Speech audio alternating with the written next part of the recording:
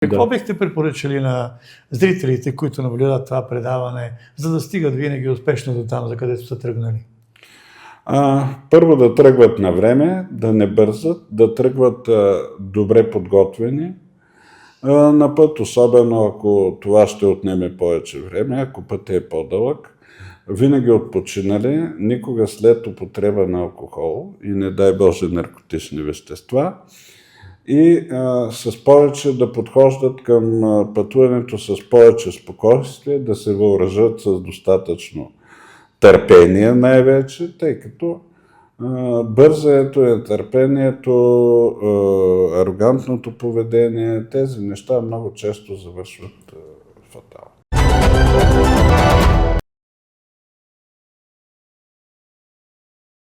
Здравейте! Днес сме в Български червен кръст от Визия 0 на среща с доктор Пенчев, дългогодишен специалист, експерт в сферата на пътната безопасност, в сферата на обучението на кандидат-водачите и на водачите и в сферата на употребата на алкохол и наркотици, как те влияят на поведението на хората. Добър ден! Добър ден! Какво за вас е безопасността на движението? За нас безопасността на движението представлява една сложна съвкупност от мерки и действия, които се предприемат, за да бъдат намалени броя на пострадалите, броя на убитите и ранените хора, която съвкупност е много сложна, тъй като тя включва в себе си различни елементи. Най-напред, като започнем от пътното проектиране и накрая завършим и с първата помощ, която оказваме при настъпване на някакъв инцидент. Здравните грижи, медицинските грижи за пострадалите хора, до тяхната рехабилитация и връщането им отново в обществото. Вие обучавате по първа помощ на кандидатите за водачи на моторни превозни средства, обучавате пътни полицаи, обучавате деца. Какво ново има в това направление? От известно време новото е, че наблягаме предимно на употребата на алкохол и наркотици, тъй като зачестяват случаите, особено тези на употреба на наркотици и шофиране. Това са две несъвместими неща, тъй като знаете, че всички видове наркотици няма безопасен наркотик, който да бъде приет и да седне човек зад волана, а ежедневно, наравно с хората употребили алкохол, ако обърнете внимание на статистиката, виждате, че не по-малко са хората заловени, които шофират след употреба на наркотици. Това наложи през времето с годините да обръщаме внимание на нашите курсисти, които са предимно млади хора. Това са хора, които завършват училище или са в началото на обучението си в университета, които са навършили възраст, минимална възраст, за да получат свидетелство за правоуправление и започват да се обучават. Много често именно тази група наши курсисти са податливи на употреба на такива вещества и трябва да се обърне внимание да се направят съответните ходове, обучение, превенция на употребата на наркотиците и шофиране, което все повече представлява проблем не само в нашето общество, а във всички общества. Но тук ние залавяме, пътна полиция залавя много такива водачи, които са седнали зад волана след употреба на наркотици. Така че в нашето обучение е застъпена и една презентация относно това как влияят различните видове наркотици върху вниманието във водачите, върху техните реакции и какво точно се случва, когато потребиш наркотик и седнеш за волана, а също така и какви могат да бъдат последствията. В това отношение ние имаме добавяне тези теми в нашите презентации, в нашето обучение, също така един много хубав учебен филм, който е изготвен от ОДМВР Шумен, относно последствията на употребата на наркотици зад волана и сядане за волана, какви могат да бъдат, какво могат да причинят, какви могат да бъдат и правните последици и така нататък. Вие сте активен участник в движението по пътищата, като водач, като пешеходец, като пътник. Какво най-много ви възмущава от поведението на останалите участници в движението? Това, което ми възмущава е липсата на елементарно възпитание в някои участници в движението. Спазването на елементарни правила при престрояване, при преминаване през кръстовище, при паркиране и така нататък. Това го виждаме ежедневно. В много страни това, което наблюдавам по пътя, е, че когато човек реши да се престрои, да смени лентата за движение, винаги предупреждава, подава мигач. Това у нас много често, да не кажа в 70% от случаите, не се случва. Следват засичания, следват спирания на трафика, образуване на колони и така нататък. Все неща, които биха били предотвратими, ако самите водачи бяха малко по-толерантни един към други. Значи човек е с и духовна, и физическа част има в себе си. И когато неговото внимание напусне тялото, той става жертва на пътно-транспортно происшествие или на някакво друго нещастие. Защо, когато участва в движението, човек забравя за себе си? Имате ли някакво обяснение в тяла насока? Защото когато напусне тялото, тялото остава на произвола на ударите на кинетичната енергия. Автомобилите вече не са това, което са били преди време. Виждате, че все повече навлизат нови модели, които са много мощни или пък не са чак толкова мощни, но пък ускоряват много бързо. Навлизат вече електрически автомобили. Това, което забелязвам от част от водачите, е, че губят реална връзка с действителността, както споменахте ви, елементарните физични закони, и смятат, че като са седнали зад един такъв автомобил, нов и съвременен, неговите възможности са безкрайни и законите на физиката не важат. За съжаление, това е. За това, между другото, спомагат и много навлизането на компютърните игри. Младите хора много често са придобили солиден опит зад компютъра, но реалността зад компютъра е една, а реалността на практика е друга. Същевременно, както вече споменах, навлизат много нови новости в автомобилостроенето. Едно от тях, това е все по-масовото навлизане на електрическите автомобили и ще дойде момента, в който те ще заменят конвенционалния автомобил. Дали това ще се случи в рамките на няколко години или ще отнеме десетилетия, това зависи от това какви екологични норми ще бъдат предприяти от тук нататък. Също така зависи от цените на тези електромобили, но така или иначе все повече ги срещаме тези превозни средства на пътя и трябва да се съобразяваме с техните възможности и с техните особености. Именно част от тях вече ускоряват за 3 до 5 секунди до 100 км в час. Това подтиква техните водачи винаги да са първи на кръстовището. И в известен смисъл това е опасно. Именно за това ние в нашите обучения от следващата година ще включим и мерките за безопасност, които трябва да знаем. И също така и как да помагаме в случай на пътно-транспортно происшествие с електрически автомобил. А те имат някои характерни особености, които се различават от обикновените автомобили и изискват различно третиране, ако щете, изискват и различно проектиране на пътищата вече. Да. Значи понякога ние критикуваме пътната инфраструктура, критикуваме контролната система, критикуваме всичко, което е извън нас, но това, което е извън нас, трудно се променя, а ние участваме в момента, сега. Защото движението се развива в момента, в сегашно време. И по този начин заблуждаваме хората, че пътната инфраструктура е виновна, контролната система е виновна, а голямия резерв в личната безопасност е много голям и може би по-често трябва да говорим с хората. Погледнете се в себе си, пазете се, защото потърпевшият е този, който участва в ПТП. Независимо дали е виновен, дали не е виновен, и двете страни са губещи.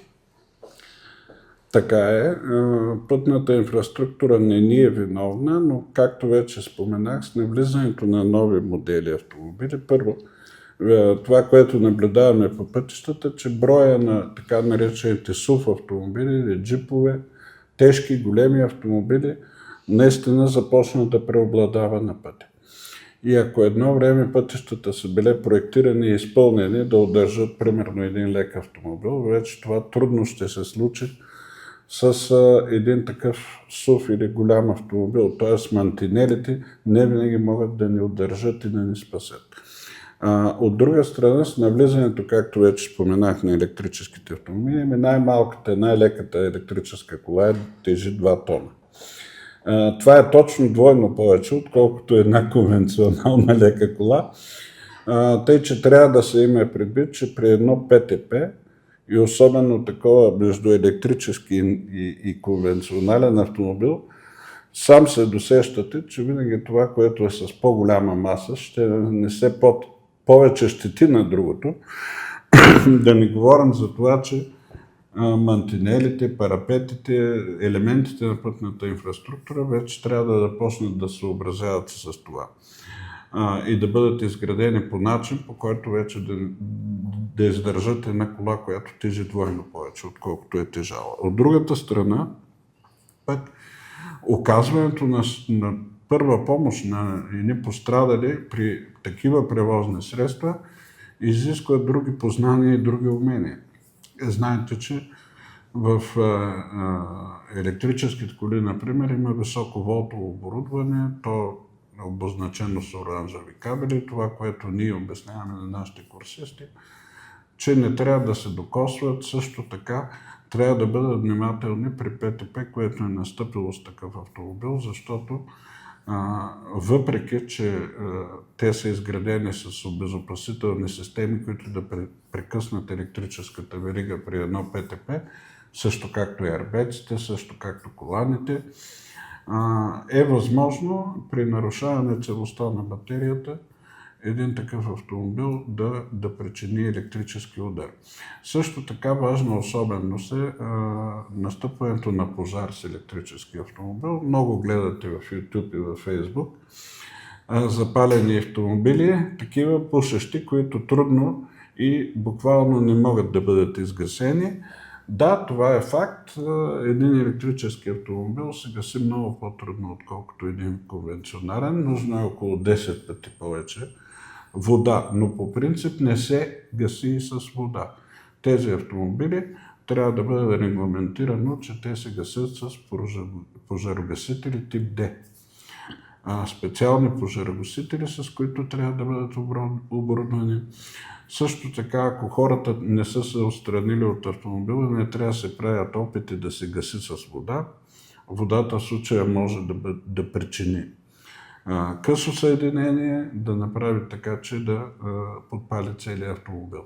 Тъй, че има някои особености, които ние от тук нататък ще ги разказваме, ще ги обясняваме на нашите курсисти, какво се променя в средата и за какво трябва да бъдат подготвени, в случая, че станат свидетели или участници в едно пътно-транспортно происшествие с тези съвременни средства.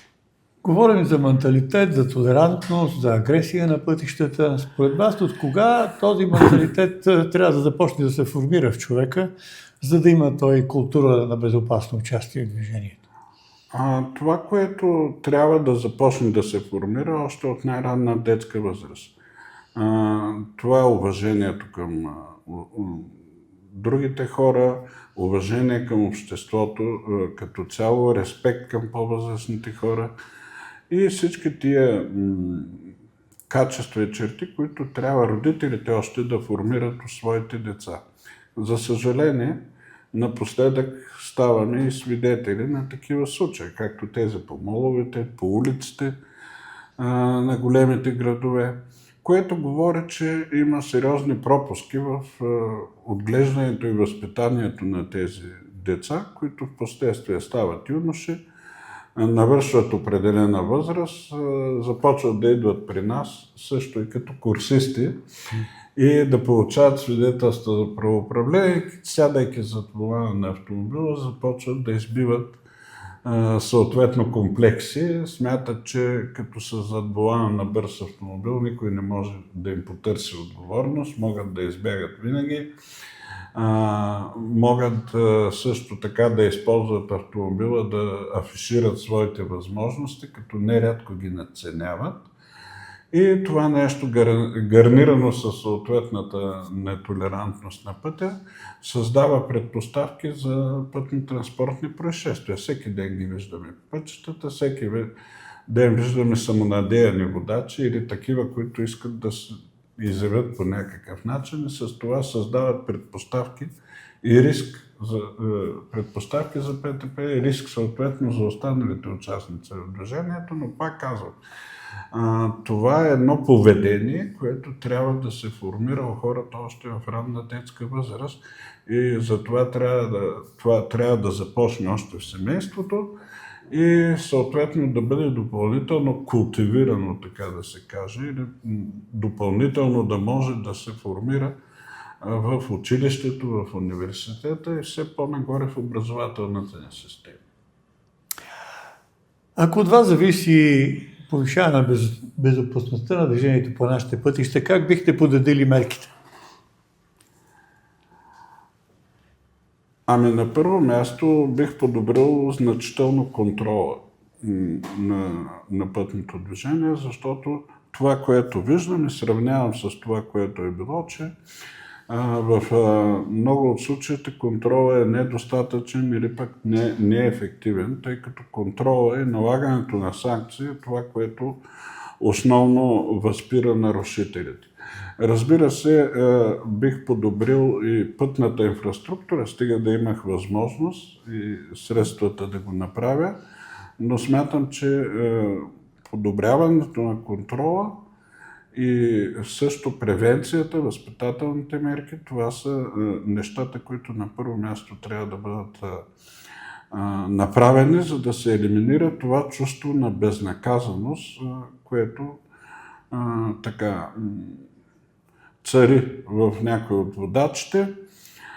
На практика аз също пътувам ежедневно, всяка седмица и всеки месец по 2-3 пъти пътуваме между населени места, междуградско, и виждам, че нашите водачи се страхуват предимно от камерите, от налагането на глоби за скорост.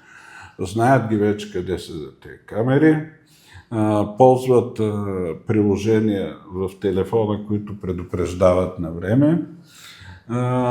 Небезизвестни са тия приложения. Разбира се, в някои страни те са забранени, но в България са разрешени. И оттам нататък допускат други нарушения, които смятат, че никой никога няма да санкционира. Например, неправилното изпреварване, неправилното спиране на пътното платно и куп други, които сякаш остават безнаказани, а фокуса на всички е насочен към скоростта. Вярно е, че най-често скоростта е тая, която убива, но много често, за да се стигне до някакво пътно-транспортно происшествие, са се натрупали няколко нарушения, няколко грешки в управлението на автомобила, и тези нарушения, тези грешки остават сякаш безнаказани и никой не ги санкционира. Да, по принцип, като че ли най-важното, когато се коментира безопасността на движението, е контрола, за да коригираме поведението на човека. Но аз твърда, че контрола е жълтия картон в футбола, червения картон е от кинетичната енергия, защото в сферата на медицината говорят енергийни травми. Какво да разбираме по тая енергийна травма? Всичко това, което е причинено от физичните закони, от високата скорост, от ударите от висока скорост, падане от високо също така и така нататък. Тези травми са по типа най-често на счупвания, навяхвания, наранявания, изкълчване и навяхване на стави. Също така не са малко травмите и на главата. Травмите на главата пък често вървят от 60% с травми на гръбначния стълб, тъй че в това отношение тези наранявания са стандартни, разбира се, напълно предотвратими, поради факта, че освен контрола, напоследък автомобилите имат много обезопасителни средства, също така и много електродни средства, които предупреждават водачите. Виждате, че напоследък влизат и елементи на автономно шофиране. Вчера с изненада научих, че вече може да си извикаш колата да дойде от паркинга и ти да се качиш пред сградата, тя да дойде сама. Това са все повече новости. Разбира се, новостите в сферата на безопасността са добре дошли, но към настоящия момент те не могат да заменят напълно водача на превозно средство. Въпреки, че знаете, че много технологични гиганти правят опити в това отношение. Но тъй или иначе, в масовата практика уменията на човека все още не са заменени. Значи, може да препоръчаме на хората, които участват в движението, освен от глобите, да се пазят и от болката, която се получава при удар. Да, най-вече. Те често забравят за нея, за съжаление. За болката. А какво бихте препоръчали на зрителите, които наблюдават това предаване, за да стигат винаги успешно до там, за където са тръгнали? Първо да тръгват на време, да не бързат, да тръгват добре подготвени на път, особено ако това ще отнеме повече време, ако пътят е по-дълъг. Винаги отпочинали, никога след употреба на алкохол и не дай Боже наркотични вещества и с повече да подхождат към пътуването с повече спокойствие, да се въоръжат с достатъчно търпение най-вече, тъй като бързането, нетърпението, арогантното поведение, тези неща много често завършват фатално. Благодаря ви много. Бъдете здрави. Merci.